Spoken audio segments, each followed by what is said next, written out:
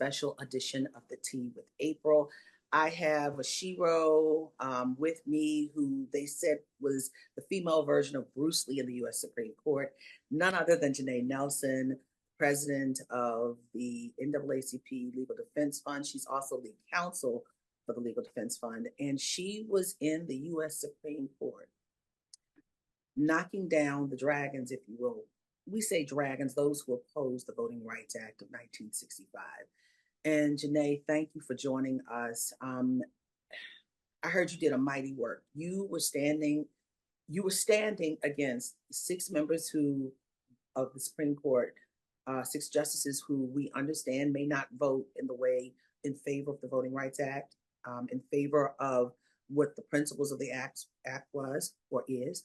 Also, Louisiana and Callais and the Trump administration, you alone were battling them in court. And now we are waiting for the decision from the court.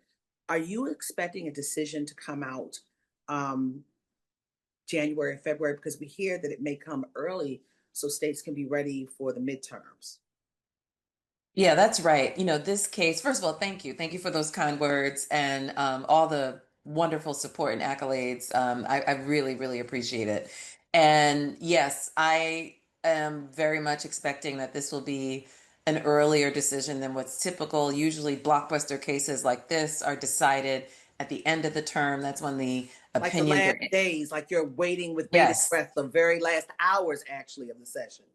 June is usually a moment where we are all on pins and needles, and every day we are refreshing SCOTUS blog, waiting to see what the new decision is. I don't think that's going to be the case in this case, and I'll tell you why.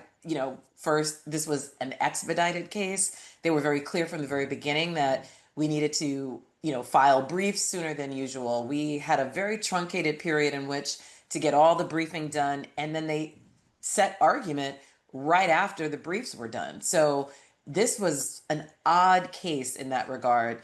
And they also have information from the Secretary of State, explaining why they need to have a decision as soon as possible because they have deadlines at the state level and need to get everything prepared for upcoming elections. And they need to know what map they're voting on, and voters need to know.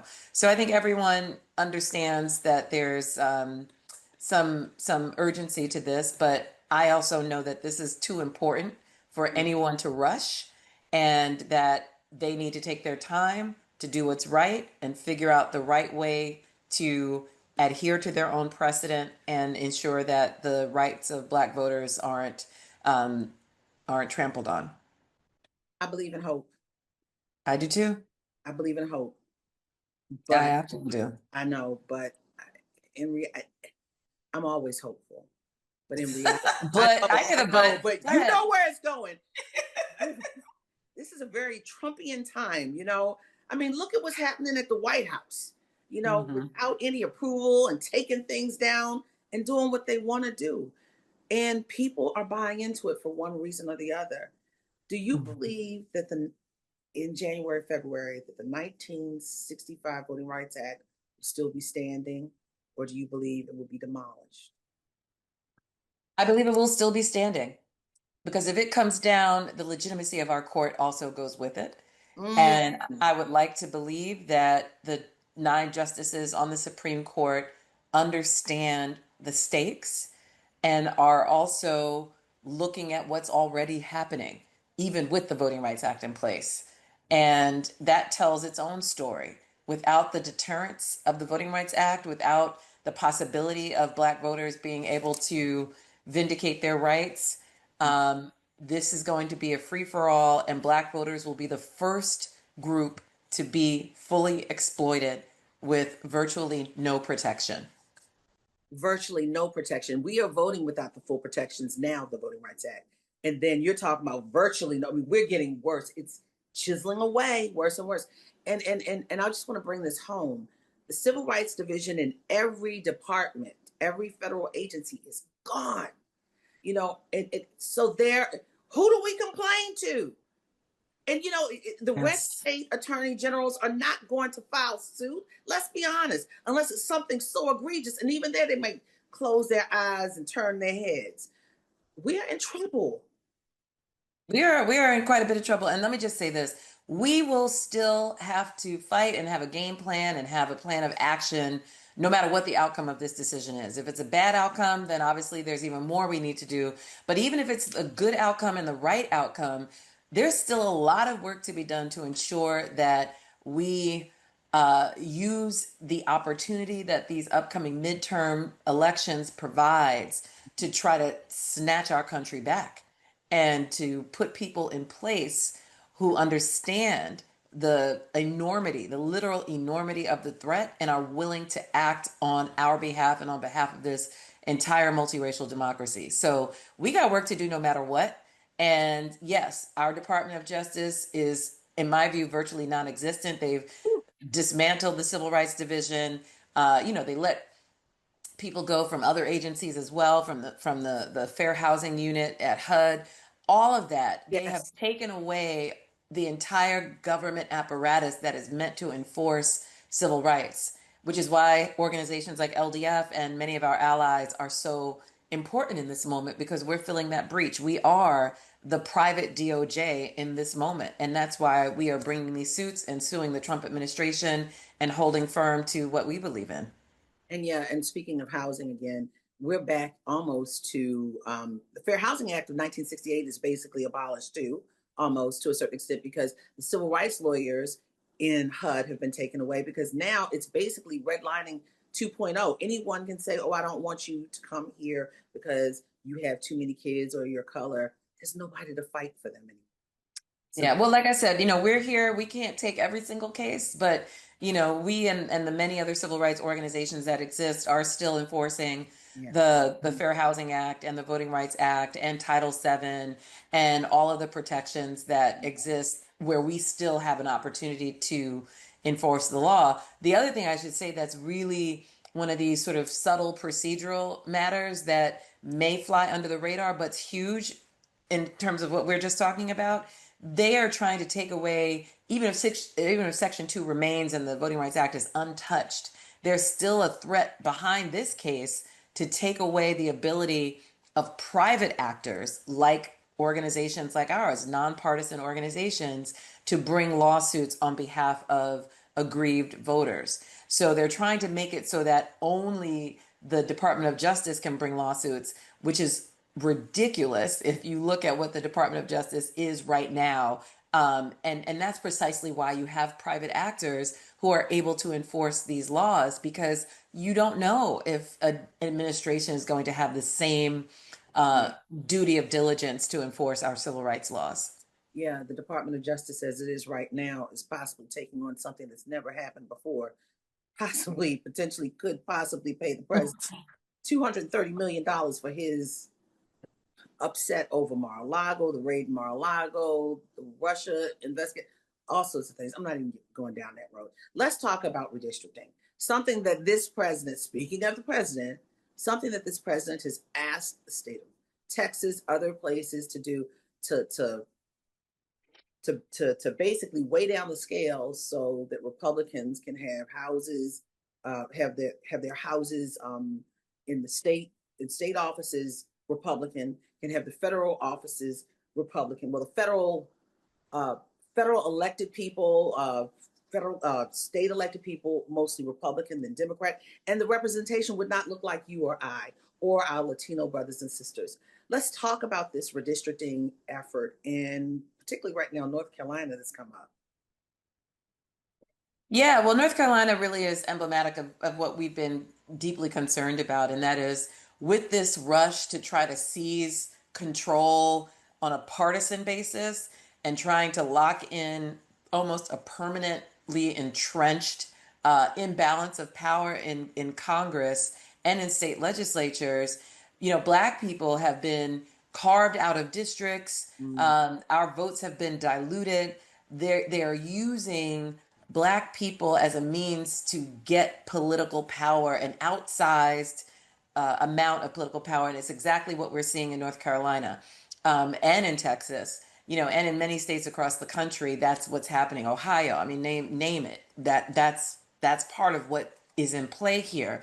And they try to mask it by saying this is just political competition. This is just, the rough and tumble of different parties trying to gain advantage.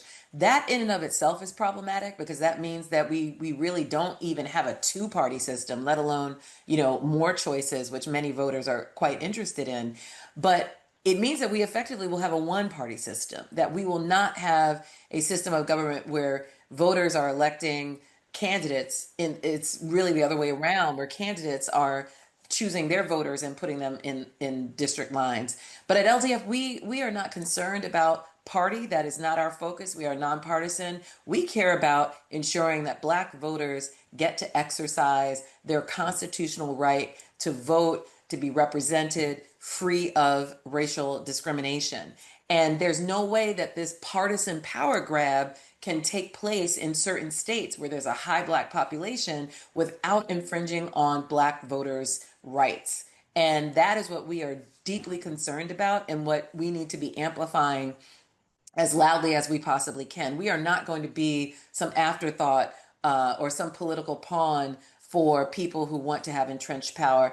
And also, there's a reason that they come after Black voters. They also just don't want Black people to have a voice because they don't like the issues that we care about. And there is a rampant history of discrimination in this country that we should never ignore, that is still at play today.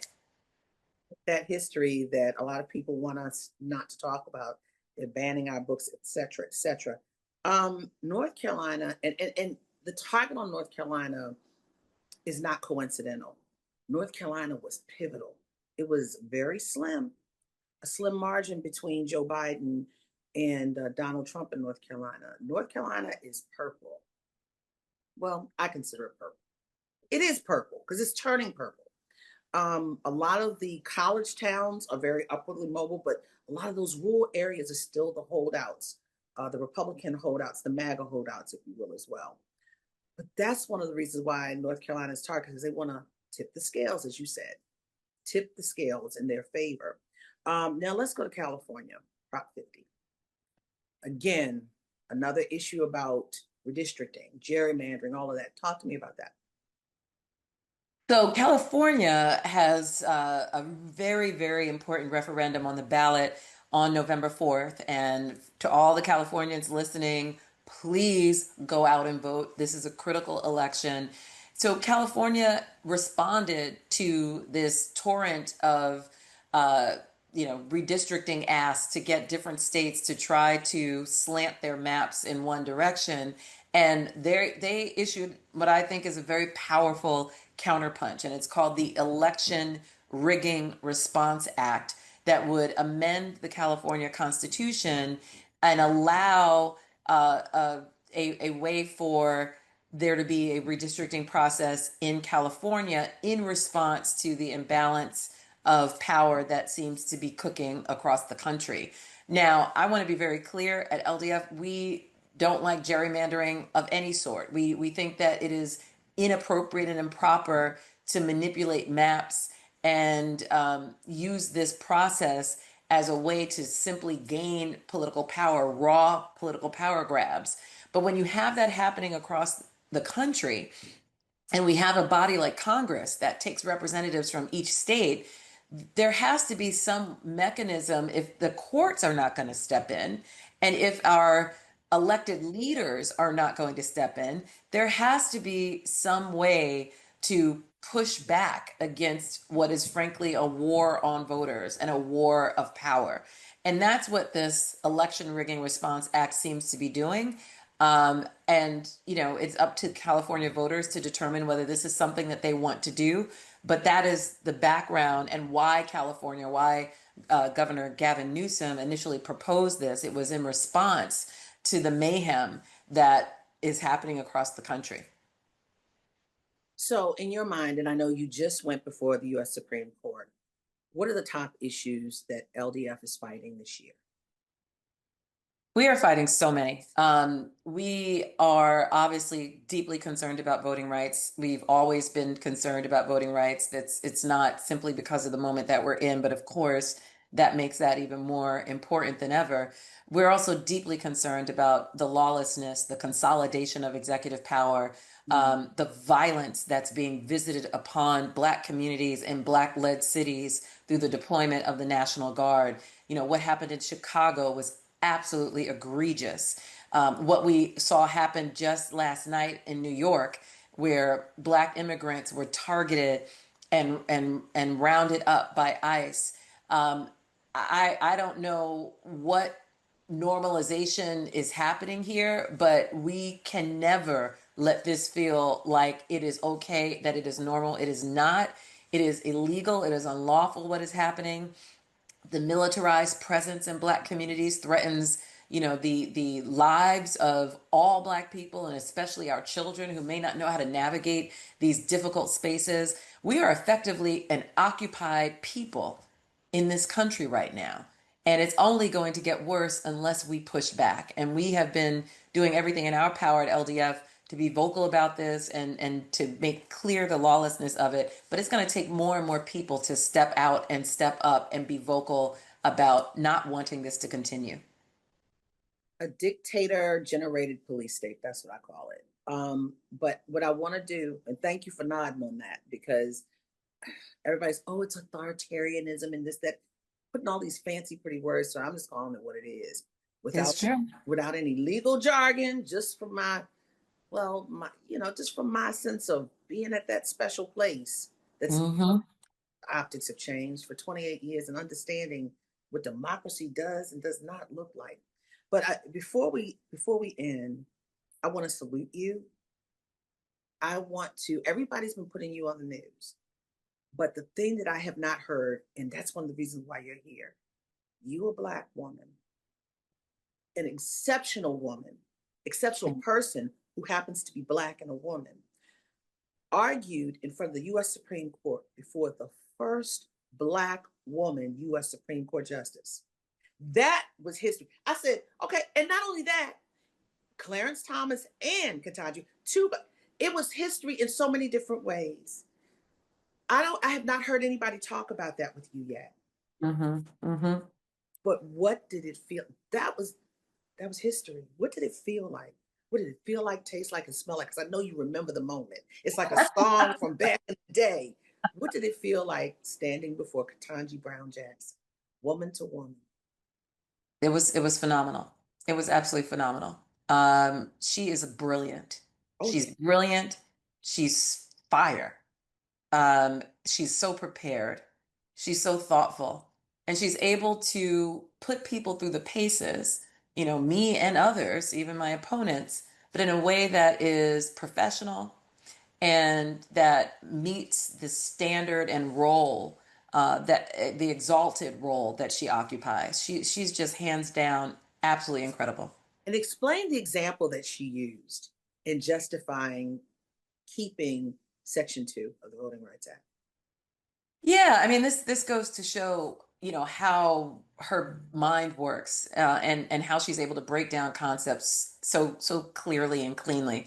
So she said that Section 2 of the Voting Rights Act should not be limited in time because it is simply a tool that we use to measure discrimination. It doesn't tell you exactly how you need to solve it once you measure it. It doesn't say, anything beyond we've got a problem. And she used an analogy to a tape measure. She said, effectively, this is a tape measure. You measure something, you determine what the length is, or, the extent of it, the scope of it, the problem. And that's all it is. It's a detector. I like to call it a thermometer. It's a thermometer to see, do we have a temperature or not? Is somebody sick? Are there any, foreign bodies here that we need to address? And then you get to the remedy and you figure out whether it's the right remedy. So one of the things that it was so critical to impress upon all the justices is, if you have a problem with the remedy, if you think the wrong prescription was issued, then change the prescription. You don't throw out the thermometer or the tape measure or whatever, tool you want to insert there. You don't throw that device out that is so critical to making sure our 14th and 15th Amendment rights are not being violated. We need a tool to periodically check, or when we have indication that there's a problem, we need something to make sure that people's rights are not being violated. And then we figure out the remedy. And if for some reason Louisiana got the remedy wrong, then it's on them to go back and draw the right one. But it is absolutely not the right response to try to narrow or end the Voting Rights Act. That's powerful. All we need is just to take the temperature. It feels a little hot. Let me see if it's really hot. Hello. That's all we Basic. have. Real basic. Real basic. That's why I needed you to explain this historic moment. And and this is all about this second Black district in Louisiana. People upset about it. That's right. It's only about the second Black district in Louisiana people are upset about. It's gone to the Supreme Court and it could ultimately change the whole scope of redistricting in this nation. That's right. Janai, On a map, I just have to say this one thing.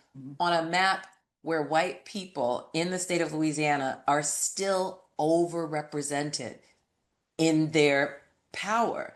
They are 9 districts and only 2. There are 6 districts. 6, okay, yeah. 6 districts, and the white electorate is about 58%. And they have control right now over 4 of the 6. So they have control over 66% of the districts, even though they're only 58% of the population. That's fine. It doesn't have to be proportionate. The Voting Rights Act says nobody has a right to proportional representation. So Black people, representing roughly 33% of the population, have control over 2 districts. And they are upset about that. Upset about the fact that there are now 2 opportunities for Black people to represent, themselves if they choose, or determine who's the best person. And, leaving out the fact that 42% of Black people in Louisiana live in majority white districts. So the whole thing is so absurd that it's hard to make sense of it. It really is. It's so absurd, but it went to the U.S. Supreme Court, and it goes back to what twice. Yeah, it goes back to what your grandmama and them say. You can't have just a little bit without somebody wanting to take that.